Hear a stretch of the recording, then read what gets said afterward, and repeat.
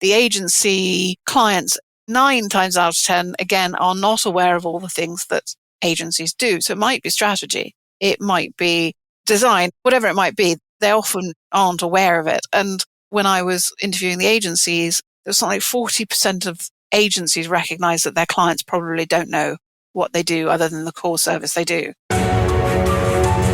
My name's Mike Lander, and you're listening to Higgle, the B2B Sales Club podcast, where we bring you actionable insights about sales RFPs, negotiations, and difficult procurement discussions from sales leaders, brand leaders, and procurement leaders.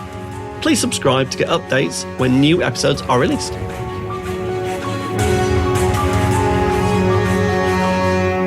Remeny, thanks ever so much for joining me on the second version of Higgle, the B2B Sales Club podcast. Great to have you back. Oh, it's great to be here. Thanks for having me. And for the audience, the reason that Remeny's kindly agreed to come back on the show is that she's just done a very big piece of research into what clients want, how clients work with agencies, what the feedback is. So we're going to get a perspective from Remeny about basically the client side perspective about agency working and agency relationships and why it works and why it doesn't. Remeny, just to remind people who are listening, who are you? What do you do?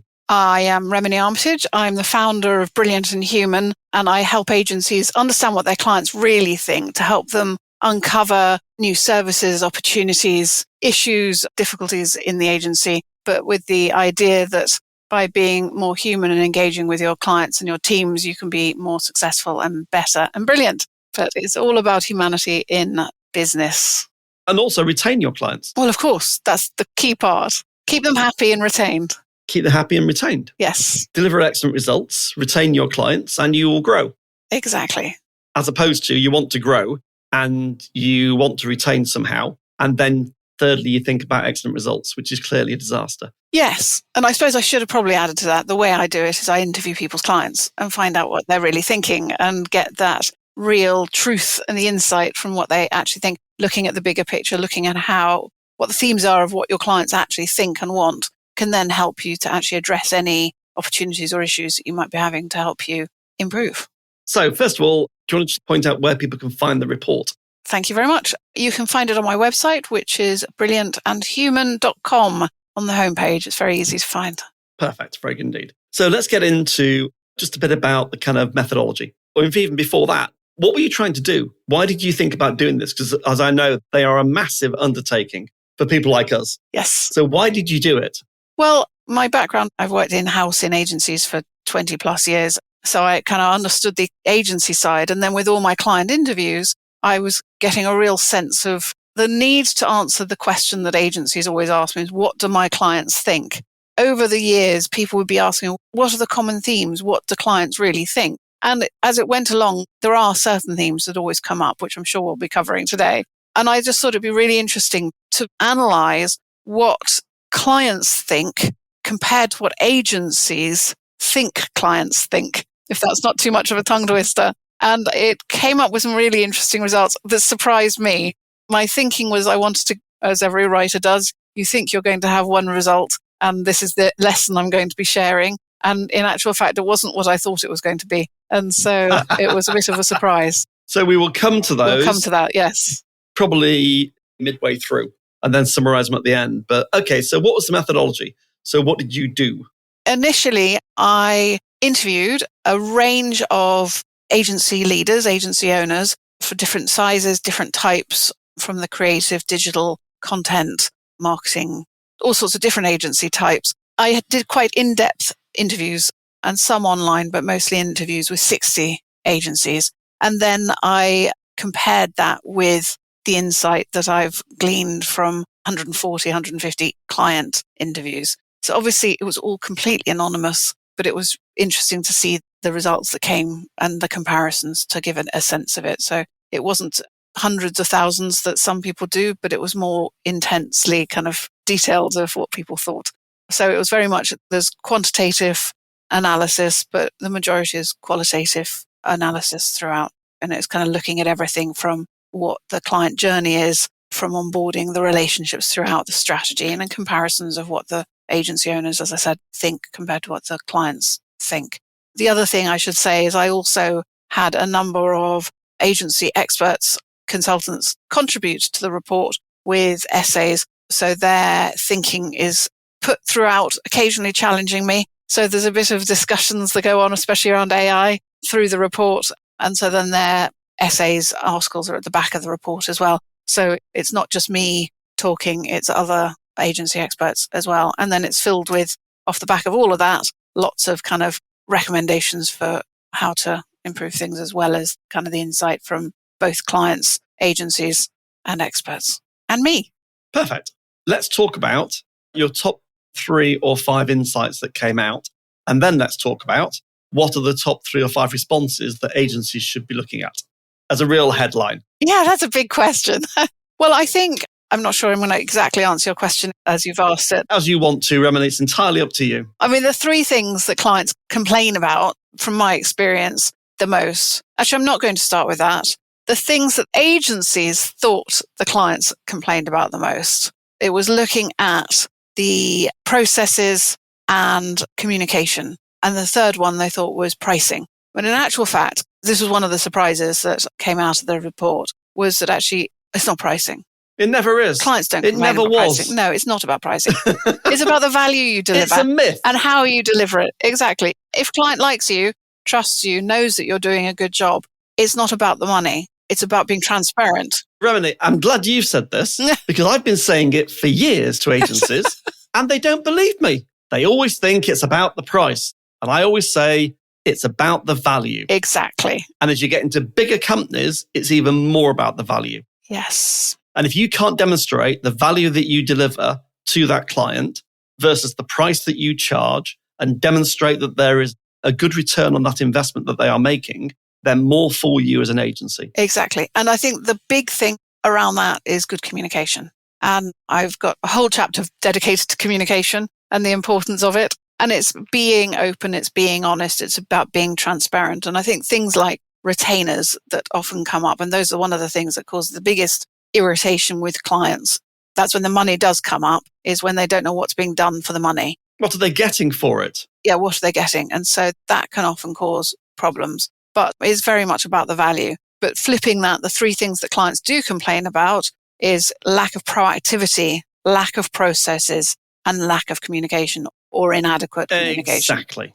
And the thing that kind of encompasses all of that is setting expectations and good onboarding, and the importance of good onboarding. And that, when I was doing the agency interviews, 53% of agencies recognized that onboarding was an issue.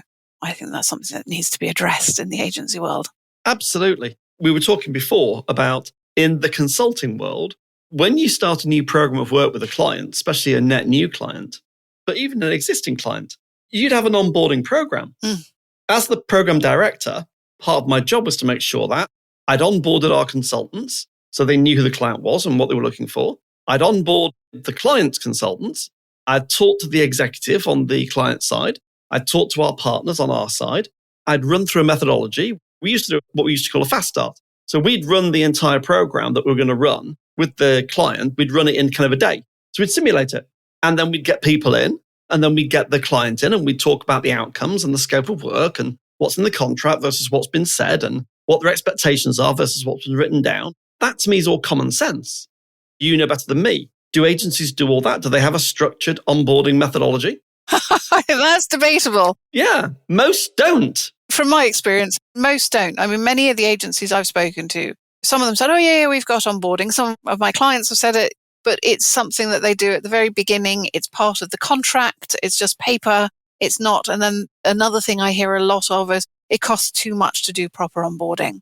And it's like, no, you are going to be losing a lot of money. I have a great example of an agency I was interviewing for, where I was interviewing a marketing director client, and they were saying, I'm new to the business. I've been using them for 6 months. I took over and I've been asking them to source some imagery for us. I'm not sure if it's in scope. I don't know. They've never said not to worry about it. So I've just continued to do it. And then, of course, when I spoke to the client, they said, yeah, it's not in scope and we don't know how to deal with it. And I was like, you need to onboard your clients, not just at the beginning, but in the middle of the project, especially if you've got new team members, both your clients and your team members. So if you've got new people, they need to be onboarded.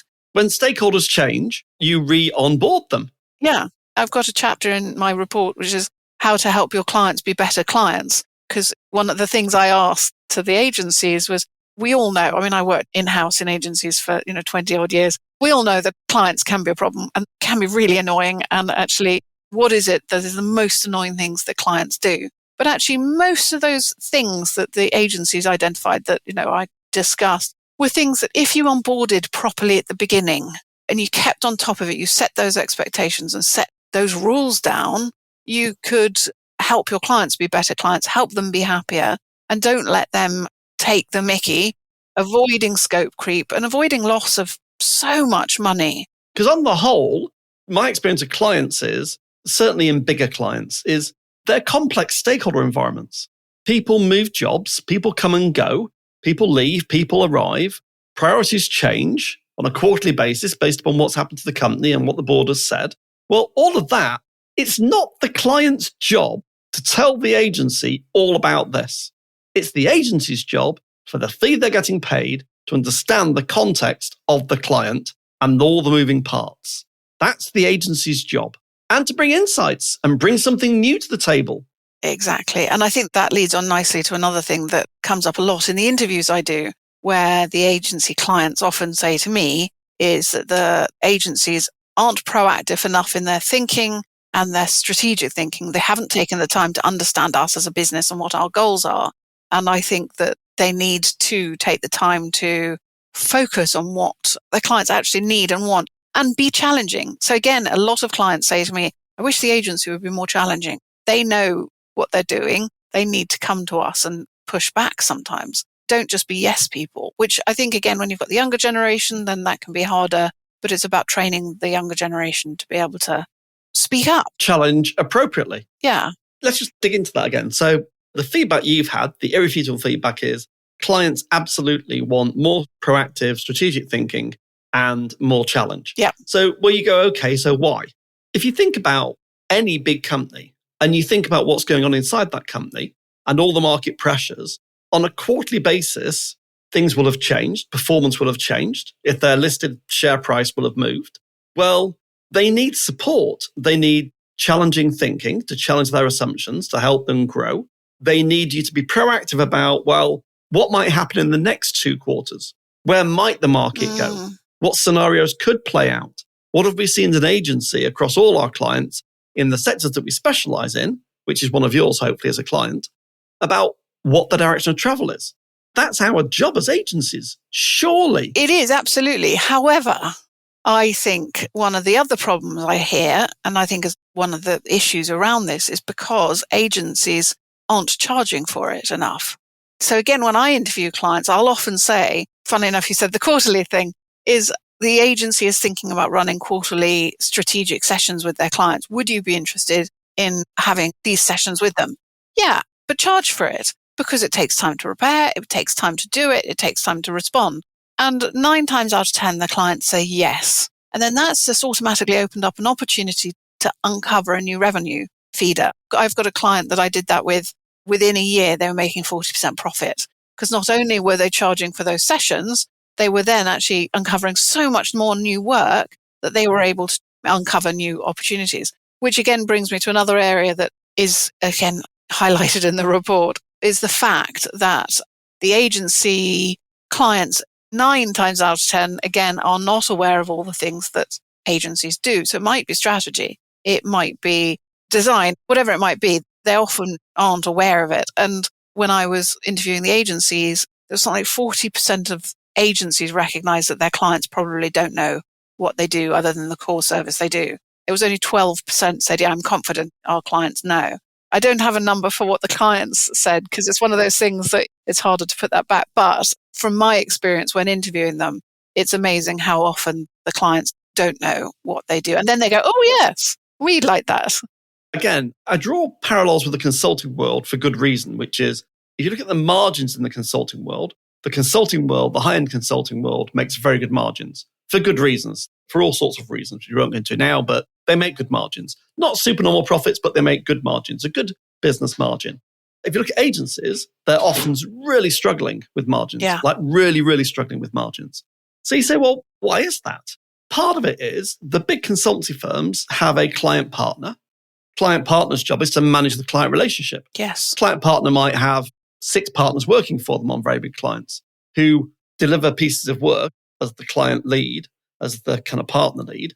But the client partner oversees everything. They might oversee operational consultancy, strategy consultancy, performance improvement consultancy, all sorts of lines, because as the client partner. And the client partner's job is to engage with the client and to find opportunities and to talk about the broader services that the consulting firm offers and go to conferences with them and to do all sorts. Is to act as the strategic input to the client at the very highest level. Yes. Agencies, I don't think, do that effectively anywhere near. Even if they've got account directors, it's very rare to find someone that can engage at that kind of level. And that causes big problems. Yeah. Because you're just not relevant. I think it's about building those commercial confidence to have the conversations that you want and need to have. And I think I do a workshop that was kind of embracing commerciality, and it's about getting the teams within the agencies to feel confident about having those human conversations with their clients that give them the ability to share things that they might be doing with other clients, to understand their businesses more and feel like you can have those engaged human relationships which enable you to open up opportunities. But I think, again, it's one of those things that agencies often don't prioritize because it costs money and it costs time. They think that the teams are so busy doing the doing that they find it very difficult to go beyond that.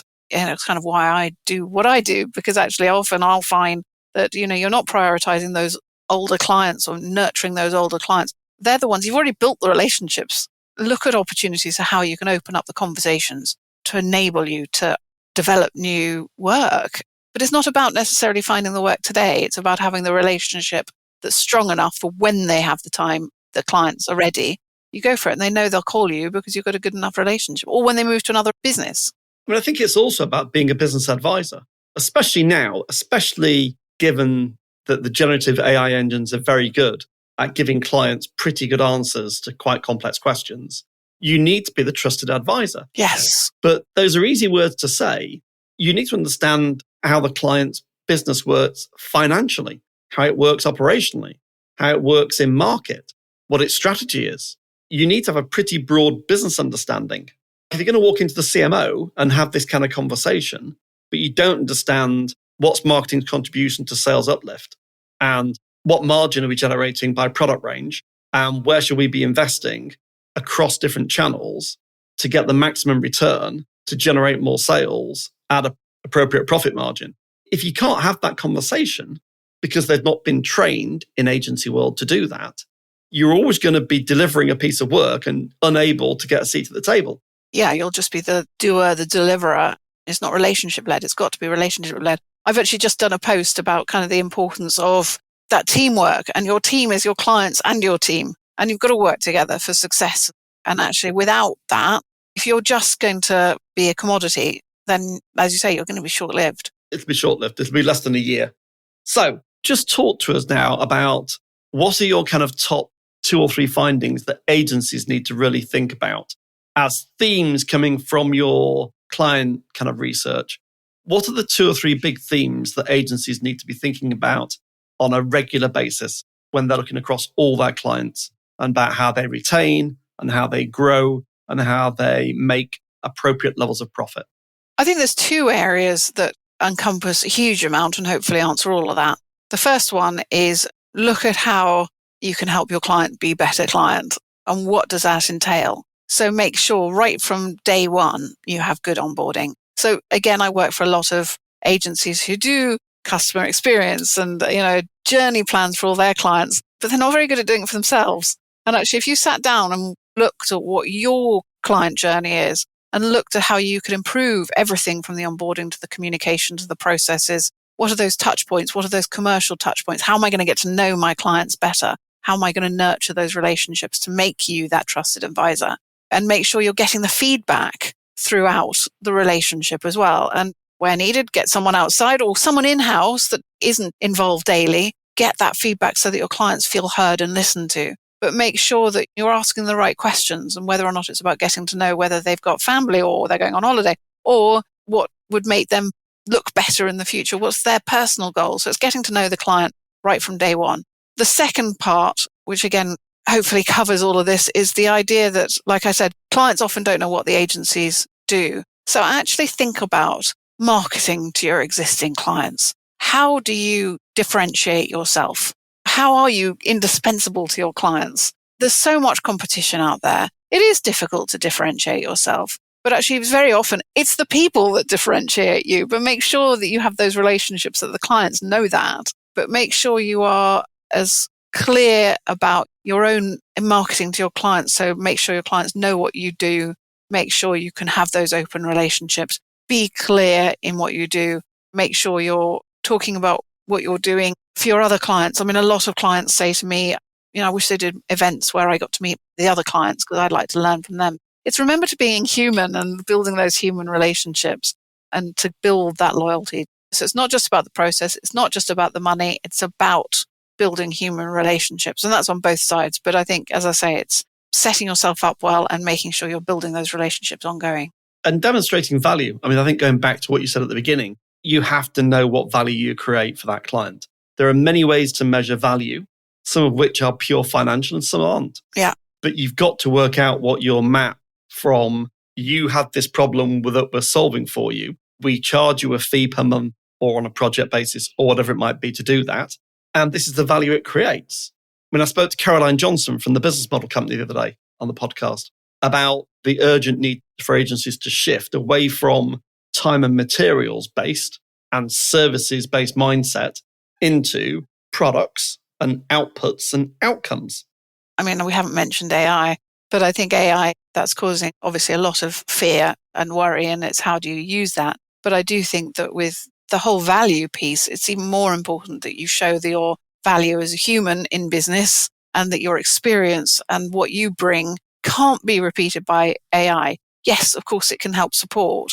A lot of the discussions I'm having with people is the idea that, of course, the clients are saying, well, you're charging me 5 hours when you're using AI, I'm sure of it. And so surely you should be charging me 1 hour. It can't be about the hour. It's got to be about the value you bring. Exactly. So towards the end of the podcast, which we are heading towards the end of, the client's partly to blame for this. So the client's like, I want to compensate you on an hourly rate model. Yes. And then I want you to use AI and I want you to therefore reduce the number of hours that you deliver to me. Yes. Well, that's not a value conversation. No. That's just a rate card hour conversation. So that's a ridiculous way to manage a commercial relationship between a brand and a supplier. You're never going to get success for either party if you adopt that model. I've always thought it's crackers. It is. That's about when you become the commodity.